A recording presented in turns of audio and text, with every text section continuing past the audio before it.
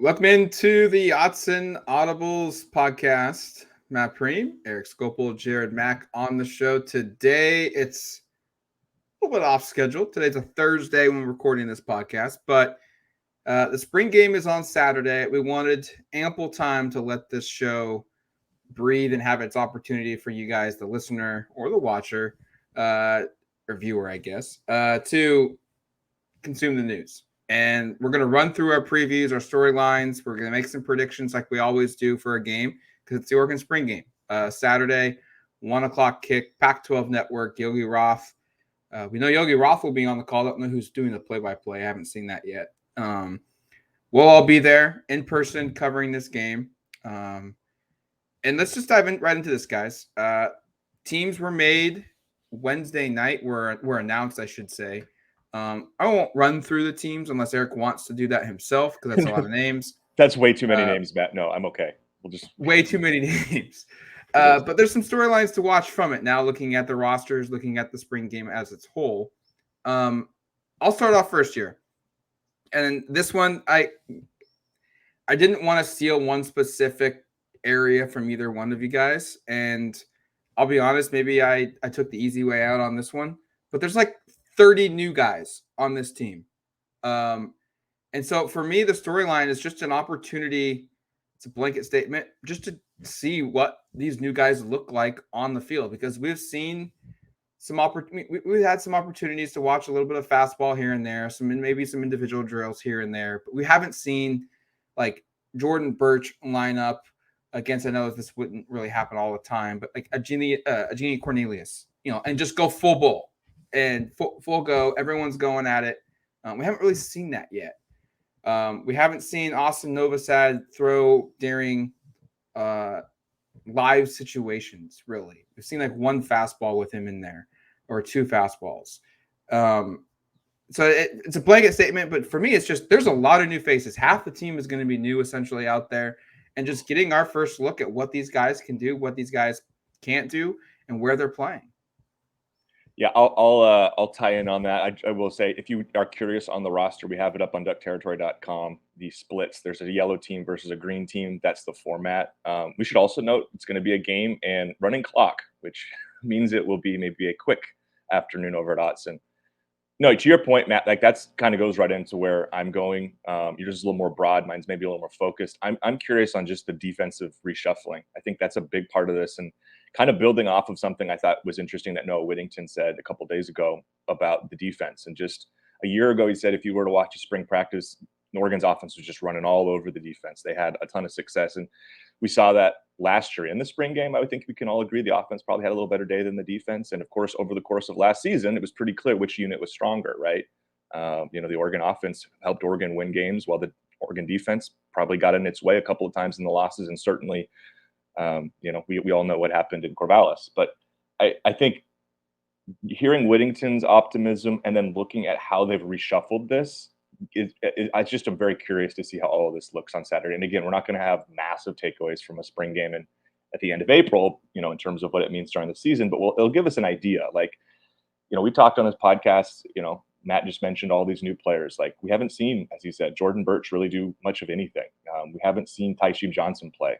We haven't seen a lot of these guys, Kyrie Jackson. We haven't seen Evan Williams. We haven't seen Justin Jacobs. I could go on and on. There's a bunch of them. Those are just the portal guys. And then you have they have the Mateo Uyungaleles and some of these true freshmen. There are so many young players there. But then there's also, and we've talked about this, I think, quite a bit recently, like Jamal Hill's playing a new spot. Triquez Bridges, we don't know if he's going to be, lining up at safety or if he's going to be lining up at corner. They've been reshuffling a lot of the positions here, I think, with pretty clear intentions to try to get better against the pass. And I'll be very curious just to see how all of that looks on Saturday, and just to get an early indication of kind of like, okay, maybe there's some guys here. Maybe some of these players playing in different spots will be interesting. We should note on the roster split, it's not like 1s v 2s. It looks like it was, I can't say how the teams were determined. I know that they because Dan didn't want to get into it, and I asked a poorly worded question that allowed him to give him a yes or no answer, and he chose to go yes. But clearly these aren't like 1s v 2s. This looks like a pretty even split. So I say that to be clear that like we're not going to get to see a projection of what this top defense would look like going against Oregon's top offense on Saturday, but we will get an idea of like how some of these pieces might fit together depending upon how everything comes together. So I'm very curious on that angle too.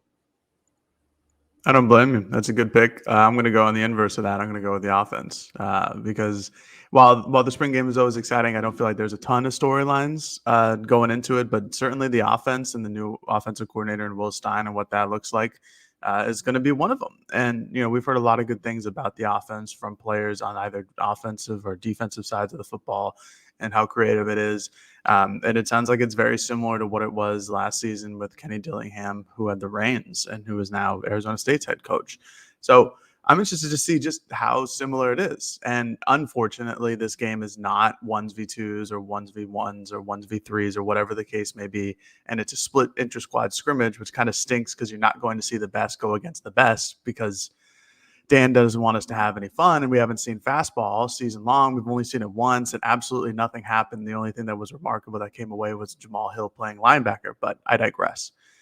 Regardless, the green team will have Bo Nix at the helm, and he will have some options. He will have some weapons, and that will be the really interesting part of the scrimmage, I think, from an offensive standpoint, because as we all expect, Bo Nix will probably be the starting quarterback on September 2nd or 3rd or whatever the day is that Oregon plays Portland State to open the season.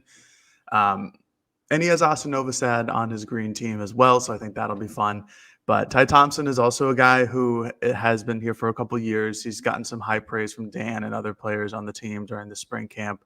I'll be interested to see what the offense looks like in terms of its functionality, in terms of its packages, in terms of how it looks compared to last season, because if it is very similar to last season, which is what a lot of players have said, and even Junior Adams, the wide receiver coach, has kind of said that by accident, that's fine by me. This was still an unbelievable offense last year. So if it ain't broke, don't fix it. And then lastly, I'm interested to see how it does against the defense, because if the defense is new and improved, I want to take note into that. I don't want to come out there and say, well, the offense stunk because they didn't score a touchdown every single trip out there. I want to come away saying, those were good plays. Those were good structures. Those were good concepts. The defense just started to make some plays and take away the ball, whatever the case may be. So I think this is going to be a great litmus test for both the offense and the defense to come out of here with a 2-year-old scheme and Lupoy's defense against a new scheme and Will Stein's offense. And lastly, I'll be interested to see if what coach, this is a separate storyline, but I thought I'd add it on as a little extra towards the end here of my speech. I'm interested to see what coach whips out the bucket hat. I think that's going to be a rite of passage for this spring game. I know Mario was the lead bucket hatter during spring games when he was coaching Oregon. Dan doesn't strike me too much as a hat guy. I don't think I've ever really seen him in one, but bucket hats are here to stay now that it is officially spring and going into summer. I think we're going to make predictions officially in a minute. I think we should make some predictions now on bucket hats for Saturday. I called Tosh. I was going to say Tosh. Okay, Tosh is a good pick. I've seen Demetrius Martin in a bucket hat at least twice this spring, so that's another guy I'll introduce to the conversation. Drew Maringer, good option. I was going to say offensively, I was going to go maybe Drew Maringer. I will take more analysts, recruiting guys sporting bucket hats than actual on-field coaches taking bucket hats. That's a good bet just because you have the numbers on your side. There are more of those people in general. There are way more of those people. So that's probably good math. Real quick, Jared touched on something that I want to maybe just pull out just for a second and talk a little bit more about. How much of the true offense you think we'll get with Will Stein in this game?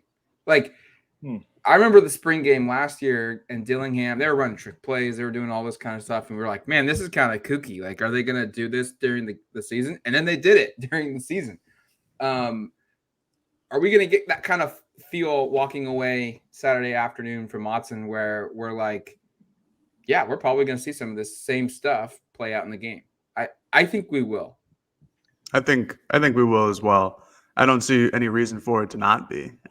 This is not Mario Cristobal against Fresno State where they're trying to hide plays for the matchup against Ohio State. There's no reason not to have fun.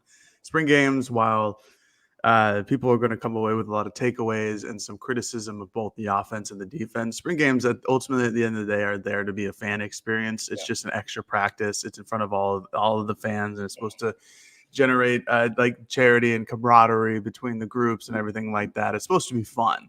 And again, with how often everybody has, or a lot of players and coaches have talked about the similarities to the offense as it was last season, yeah, there should be trick plays. There should be stuff like that. There should be fun concepts. There should be things that when the pass is in the air, the crowd is going to be going, oh, as the player is running down the field. Like that's the fun of it. That's why Oregon went and got Kenny Dillingham. That's why Oregon went and got Will Stein. Like that's their job. And so I think whatever's going to be on display at the spring game, especially with Bo Nix at the helm, I think that's going to be what it looks like during the regular season.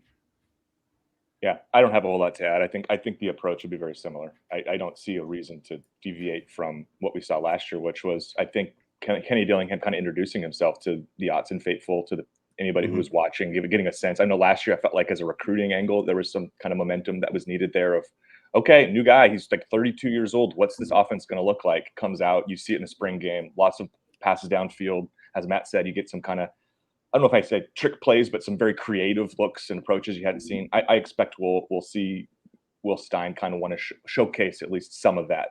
But again, I'm with Jared and kind of what we talked about all spring. I think the offense is going to look, at least schematically, pretty darn similar to what we saw last fall. So I don't think it's going to feel like, whoa, this is completely new and different. But I do think you're going to be like, Will's got some tricks in his bag too, just like Kenny did.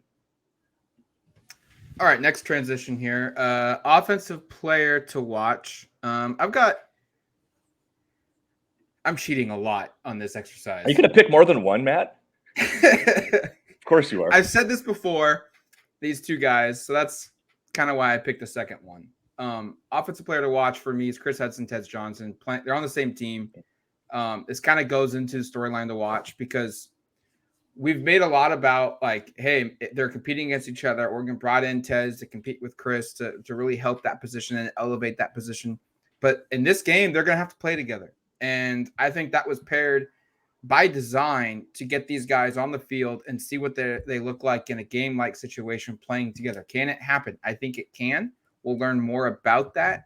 So that's my first one. And my bonus name, and this is why I'm cheating, bonus name, Dante Dowdell. I just want to see the big running back. He's physically different than everyone else on the roster.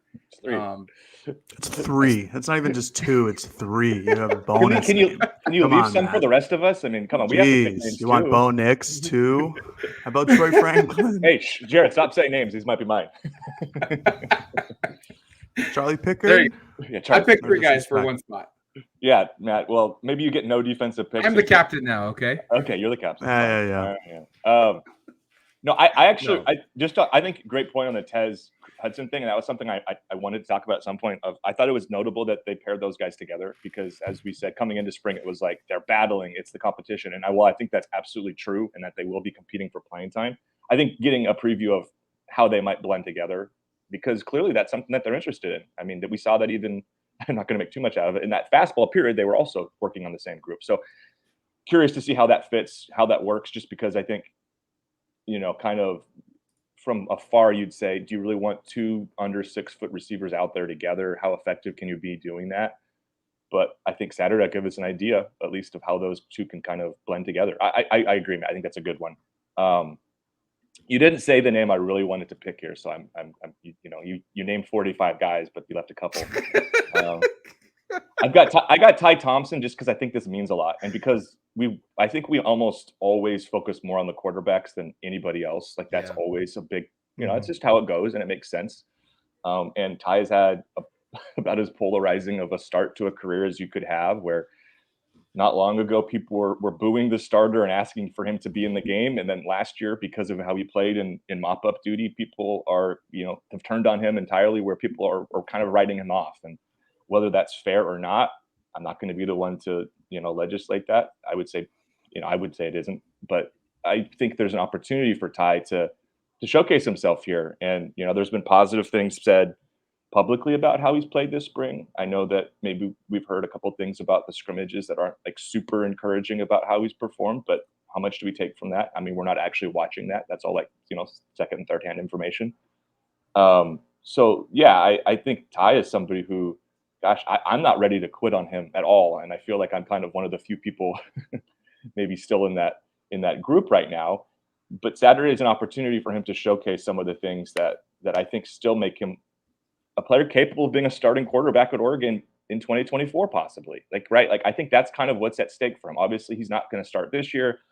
Bo Nix is here. That's not going to be a possibility. But for Ty, like, he's hung around for a reason. And if he can have a really strong spring game and then go into the fall and whenever and whatever situations forces him to play, perform at a high level, that would set him up to be, kind of the odds-on favorite probably going into the 2024 spring camp, depending upon obviously future additions and what they choose to do in the portal and with prep stuff going forward. But I think this is a big day for him. And, while I'm excited to see Asa Novosad for the first time, I think we all kind of have a sense that he's maybe third in this group and probably won't get a whole lot of opportunity this fall. Ty's, I think, got an opportunity here to sort of solidify himself as somebody that will be important to watch in the quarterback competition come next spring. And the inverse, of course, is if it's a disaster, that's going to really, really impact the narrative, because what do we do all offseason coming off the spring game is we really nitpick the last thing we saw, which is going to be the spring game. So if he comes out and is just terrible again, that's what the narrative is going to be all the way until he enters a football game again sometime in the fall. That would be very fitting for the Oregon fan base to do so. I think there's a clear name for me after going through the two rosters. It's Josh Connerly Jr. I think that's the clear offensive guy for me. We watched him last season in that 14J package. We watched him catch a touchdown against Colorado.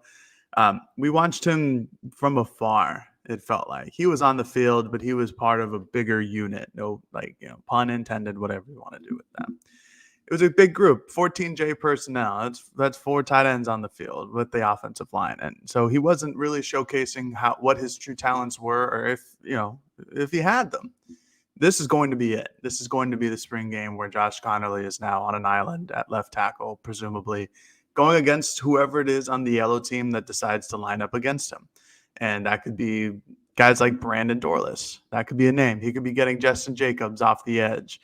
Devin Jackson off the edge. There's a Mateo Uyunglele. That would be a fun matchup to watch. But I'm interested in this because this offensive line, since I can't say it as the whole, I could have said the whole offensive line, but they're split up. So it doesn't really do us much good. And I'm not going to list 5 guys like Matt because I respect the integrity of this program to not do so. So Connerly is going to be my guy. And I think he's an extremely valuable piece because he's going to be Bo Nix's blindside protection. Everybody puts value on a left tackle, and so am I. You're going to see it tonight in the NFL draft. A good offensive tackle is going to be extremely valuable. And I'm interested to see how good Josh Connerly really is because, former 5-star recruit gets all the praise. Talked this spring about keeping his head down and keeping, doing what he's trying to do and, converting strictly to football, no longer playing basketball during the high school or during the season like he was in high school. And I just want to see him perform. I just want to see what he looks like when he's out there and he's by himself on an island at left tackle, and just to see if this is going to be the guy who's going to solidify the left side of the offensive line for the next 2 seasons. Well, guys, I hate to do this. If you pick more than one, you are not doing this, Matt. I'm leaving. We're gonna go to break. Okay. I did not pick one. Okay. All right, we'll take a quick break. We'll come back. We'll finish up the podcast with a defensive player to watch or more here on the Autzen Audibles Podcast. All right, welcome back to the Autzen Audibles Podcast. No, I'm not taking the entire linebacker core. I'm taking one guy from the linebacker core, and that's Jamal Hill for the defensive player to watch. It's a move that's happened during the spring, went from nickel, safety, whatever you want to call him, because he's played both during his time here at Oregon. Now it's a linebacker. His 300 push-ups a day workout regime has packed on the pounds. I'm sure other things have helped that process as well with eating right and other weightlifting activities. But he looks different. He plays a different position. And this is a position that, whether it's been transfer or graduation or a guy going pro, looks entirely different from what it did this time last season. There are just 6 linebackers on the roster this season for the Ducks. And I'm just curious to see how he looks how well he plays at this position. Is it a good fit, or could we be seeing some more tinkering in the offseason with Jamal Hill? Because he's certainly a player that's got the athleticism, he's got the strength, but we just haven't really seen him play a true linebacker position. He's played at the line of scrimmage before. He's done well at that spot. I'm just excited to see Jamal Hill play at the linebacker spot. Somehow your defensive pick makes me more mad than your offensive pick because that was my guy. That was right where I was going. Yeah, and I won't even go into too much of it because I think Matt did a good job covering it. Like, it's just interesting to see. This is a guy who I think has been a pretty darn good defensive player for the most part for his 3 years previous here, now at a different spot, in a spot that's really valuable. I'm going to pick another player at his position group, and that's Justin Jacobs. Hope that it wasn't Jared's guy. I left you Jordan Birch, though, so I feel like I'm being generous. Justin is my guy. I do like him a lot, but thank you. I mean, I was just like, it's been an interesting camp with him because it seems like he's been close to like full go the whole time, which is something we weren't sure going in. But there wasn't, I don't want to say there wasn't much buzz, but there certainly was like, we didn't see enough where I guess we could really get too much, level of excitement. But what Dan was talking about from last Saturday's scrimmage, and I think it was Dante Manning just talking about the athleticism and how impressive of a play Justin made to intercept a pass at the line of scrimmage. And I'm just really intrigued by who he is. And I know, as Matt's point, there are not a lot of linebackers left on this roster, especially after Wednesday, which was a tough day from portal perspective. I know they only lost one linebacker there, but that brings them down to basically a 3 deep. They have 6 scholarship linebackers right now, or players that we at least think are playing there. Maybe we'll see some different things on Saturday. And I guess that could be, by the way, a storyline as well, just not to go too far on this, of like, we might see players moving around, like who's going to be filling in at tight end unexpectedly? Is there somebody who will be working at linebacker we're not expecting? We obviously know some of the defensive backs could be working around. So that'll be something also to watch from a storyline perspective. But yeah, back to Jacobs. I'm really high on who he is as a player. I was going into spring. I was curious where he was from a physical perspective. Like, I wasn't sure we'd even get to watch him in a spring game necessarily, given the nature of an injury he had last fall. The fact that we're getting opportunity is exciting. And honestly, he needs to be a guy. Like, this has to be a hit. And if it's not a hit, it's really concerning. And everything we've heard over the last week or so is like, he is a guy. He's really impressive. When Noah Whittington, made those comments I referenced earlier about the defense looking better, he had a list of players. And I think Justin was like the first guy he brought up. It was like the guy that stood up was like, this guy's impressive. He's one of the players that I've been impressed with this spring. So that's just a name that I'm focused in on, along with Jamal Hill. And like, strangely, I felt like I went into spring thinking I'd be really dialed in at what was going on at corner and some of the secondary spots. I think I'm probably most focused in on linebacker defensively right now, just because there are some real question marks and concerns about like who fits here and all of that. And then the depth component, like I said earlier, Justin has to be a guy. I think he will be. And I'm just excited to see what it looks like on Saturday for the first time. Love Justin. I think he's going to be a wonderful player here at Oregon. Really high on him at Iowa, so I think that's a really good pick. There's a couple options here. Again, for the sake of the integrity of the podcast, I'm only going to go with one, and that's Jordan Birch. I have to pick Jordan Birch. He's still on the draft board. He was my number 1 overall pick. He's fallen to me at 3, so I have to do it. My second pick was Tysheem Johnson, and I'm just excited to watch him play. And then the third pick was Evan Williams. So luckily, I still have some draft capital behind me for our next round. But no, Jordan Birch is I would say the crown jewel of this transfer portal class. Comes a bit later than everybody else. 5-star transfer former 5-star recruit, transfer from South Carolina.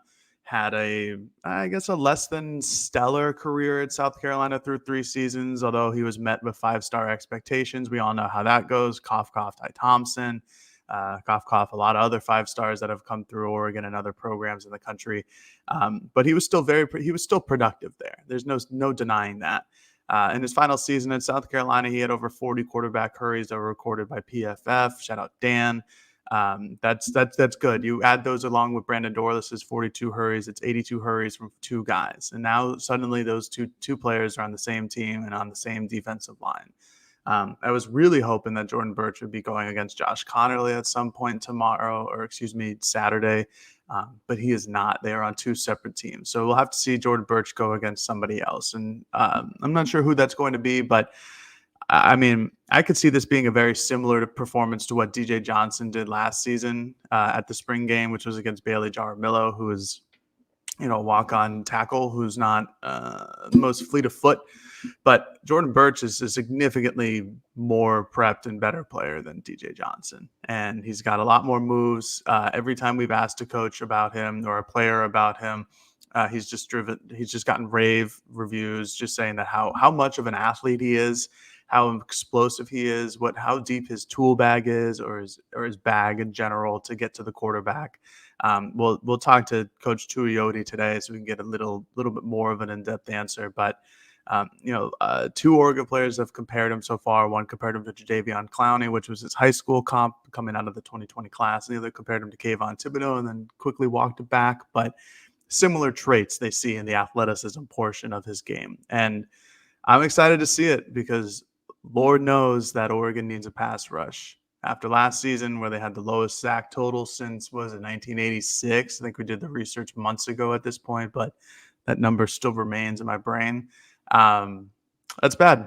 It's just not good. And when you only had one guy and he was an interior player and Brandon Dorlus, and DJ Johnson was fine in spurts, but not over the course of the season, they need a pass rush. And Jordan Birch has got a lot of weight on his shoulders to be that dude, to be the main pass rusher, but I think he's capable. And I think against Pac-12 competition this season and Pac-12 competition in the spring game, he's going to showcase his talents. One thing, Feope probably drawing that competition with Jordan. Probably, I would guess, which is fine. I think Feope is a good player. I don't really like him at tackle, but maybe he shuts down Jordan Birch and becomes Oregon's starting right tackle over Johnny Cornelius. I don't think that happens, but I just that's actually a guy I'm kind of curious, not to take too much time on, but that's a big matchup for him to go against your best pass rusher. And Feope's been working at left tackle primarily this spring. That's why I suggest he might be there. A year ago, he got some of the DJ Johnson matchups that Feope and Bailey, I think, was the one who really got brutalized, but I think Feope also matched against DJ and maybe didn't win very many. Let's just see. I think it'll be interesting to see from a progress perspective because there's been some, his body looks just different than it looked previously. So I'm encouraged there, but it could be a tough Saturday for Big Feope. Yeah, and that's why I wanted 1v1s. Yeah, same. Because I think it would have been a lot more fun if Birch and Dorlus were going against Cornelius and Connerly and JPJ, people like that. But it's all right. I was just gonna say, what do we have to see to walk away defensively to be like, yeah, that's marked improvement? Because like you just said, Jared, it's not 1v1. It's gonna be some mismatch. We're gonna get cases where we're gonna get a walk-on playing against a scholarship player, and if it's certain scholarship players, that could be very advantageous for that player. So I guess it's just gonna be hard to differentiate what's okay, that was a really good play because it's a really good play, or just because of the level of competition. And that's going to be the hard thing for the judge. I think for me, it's just focusing on those individual matchups and who's a part of them. So again, last year, DJ Johnson had 4 sacks and 5.5 tackles for loss, but I think he was matched up with Bailey Jaramillo and Feope for most of the game, but Bailey for a lot of it. That's I don't want to take anything away from that. I think that's something that we'll have to be careful with when we come out of the spring game and after rewatching it a couple of times of being okay, what actually was impressive in terms of this is a guy facing another guy, because I can't remember who it was last year, but there was also I think a long touchdown or a long completion where it was a walk-on safety and man coverage against a scholarship receiver. And I can't remember the specifics of it, but don't watch that and go, man, that scholarship receiver is really taking a huge step. And he just burnt that kid who was playing at, Westland High School last year. Up in Isaiah Brevard.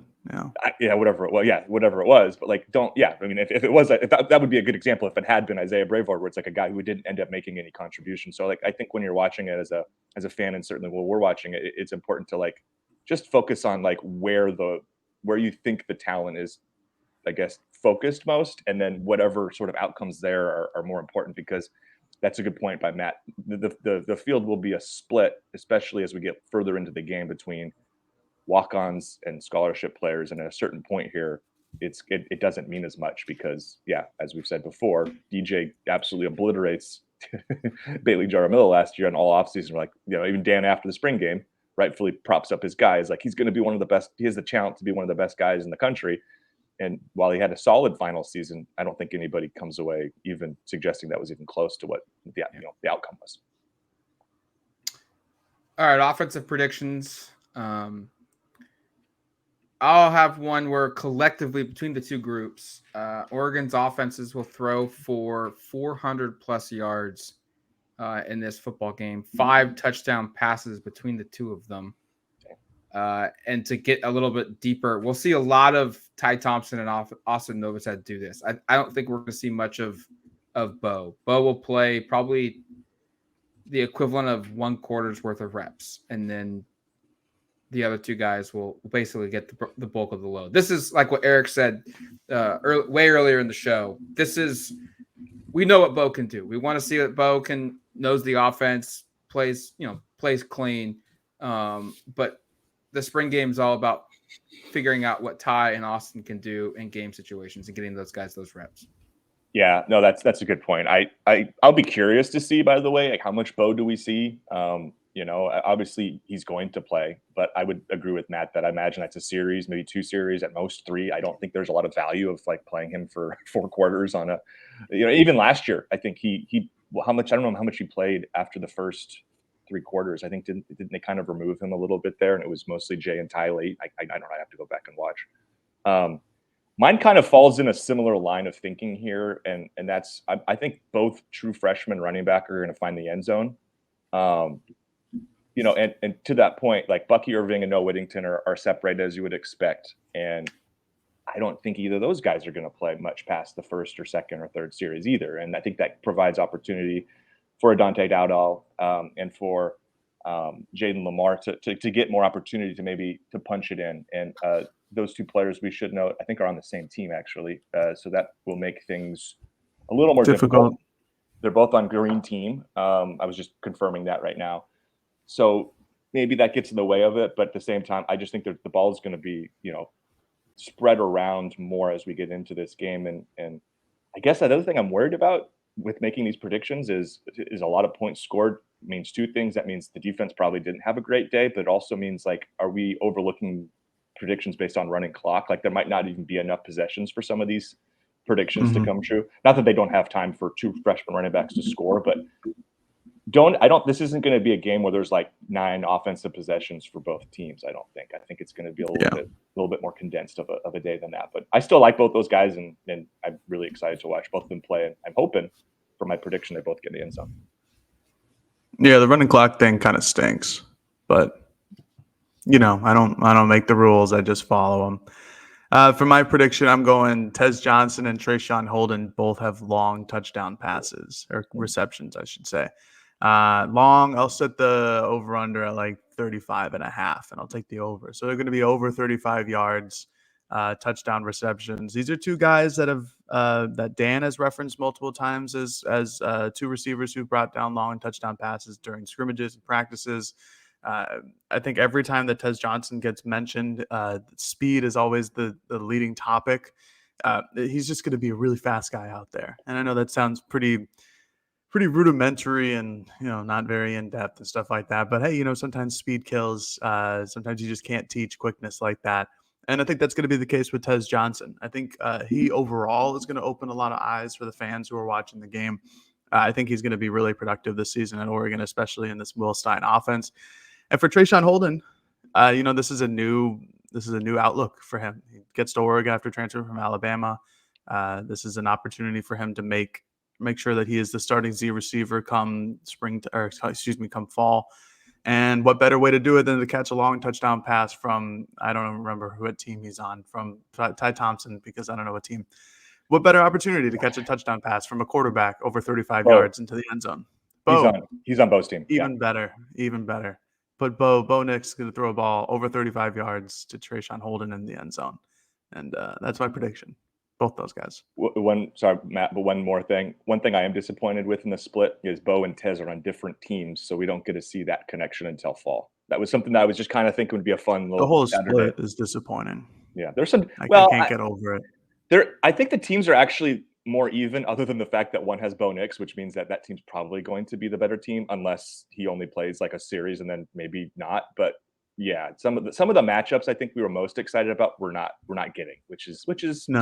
kind of disappointing. And it's probably because we can't have the 1v1s out there. It's too much information that's getting away to the general public. Can't have it. No, sir. All right, defensive prediction here. I'm going Jamal Hill. I think he's going to have the buzz that DJ Johnson had last year. I'm not saying the production. He's not going to go for like 4 or 5 sacks in this game, but I think Jamal Hill is going to be the guy that a lot of people are going to be talking about, whether it's us three, whether it's other people in the media, or probably most of the fans, walking away from the spring game defensively and really being impressed with Jamal Hill. And I think he's going to have a good game. How do we quantify a good game? I think he'll get at least 1.5 tackles for loss. I think he'll have potentially like half a sack or something if they count sacks in this game. Maybe a pass deflection or 2, and he'll probably have somewhere above 5 tackles in this game. So I think Jamal Hill is going to be a guy that we're going to be talking a lot about. And I have one other name that I want to throw out there. It's not a defensive prediction. I think people are going to talk about Solomon Davis's speed as a freshman. I was really impressed when you watch his film when he signed with Oregon.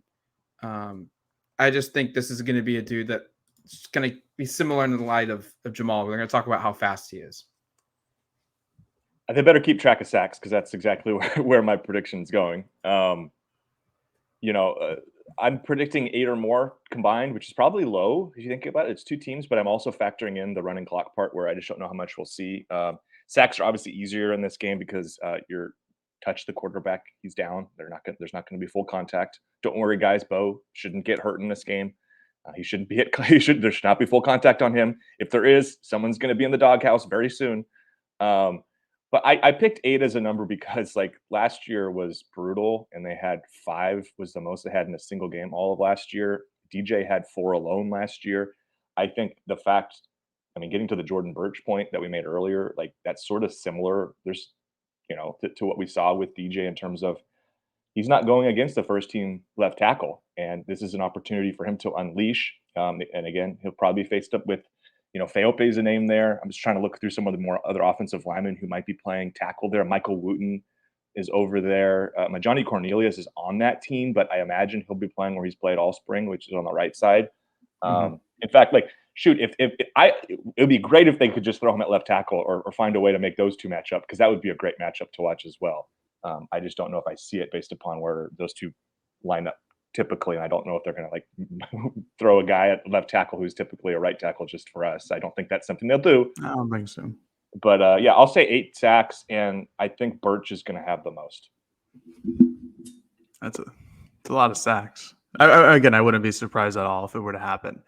I think Oregon's defense comes away with 4 takeaways. I was going in between 3 and 4.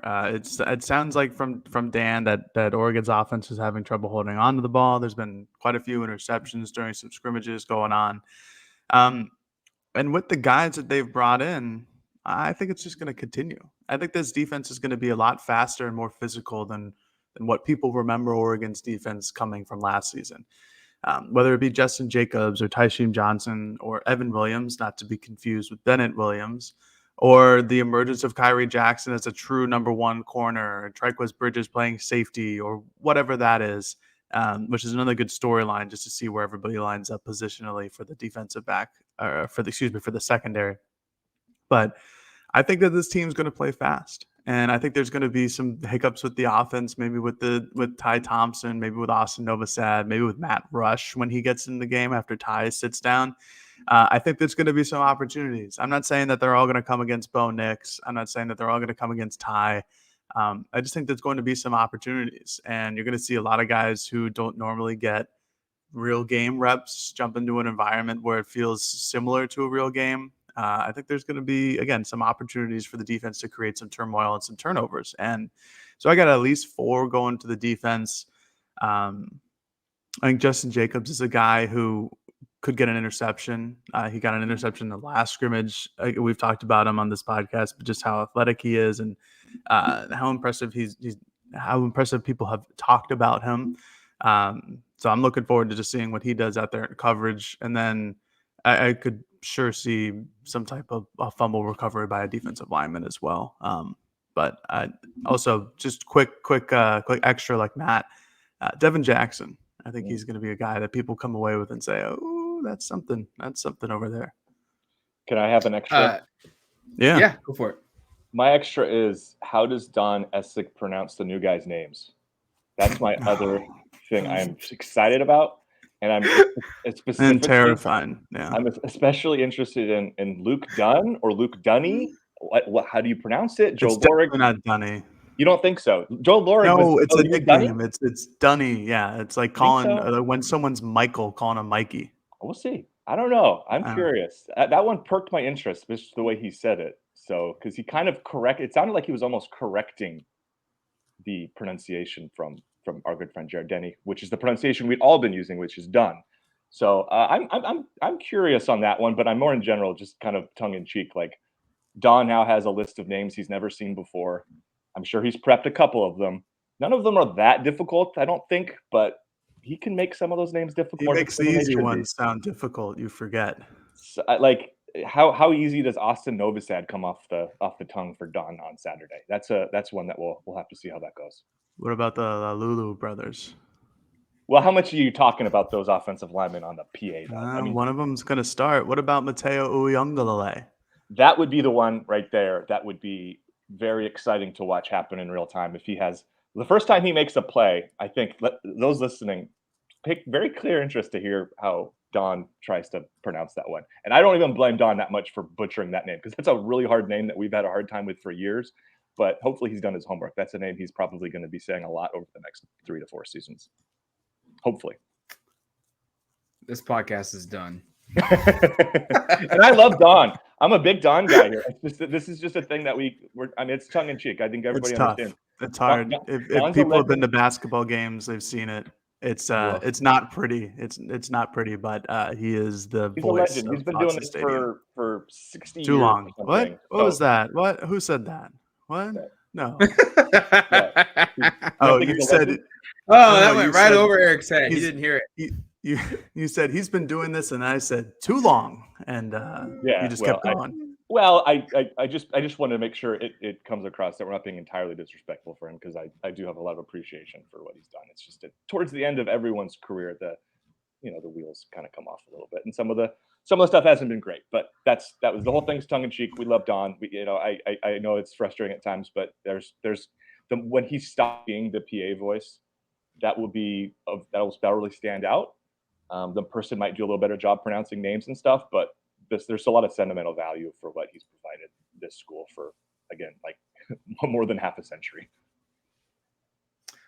Real quick, Jared, your defensive prediction. I actually had the similar pick, just to maybe give you some confidence that you're along the same lines. I had 3 turnovers, and I felt like that was maybe a little too low. So your 4 pick was good. I appreciate that. I had the same thing, and I made it audible right before I did it. It was an audible. Yeah, I mean, it was an audible.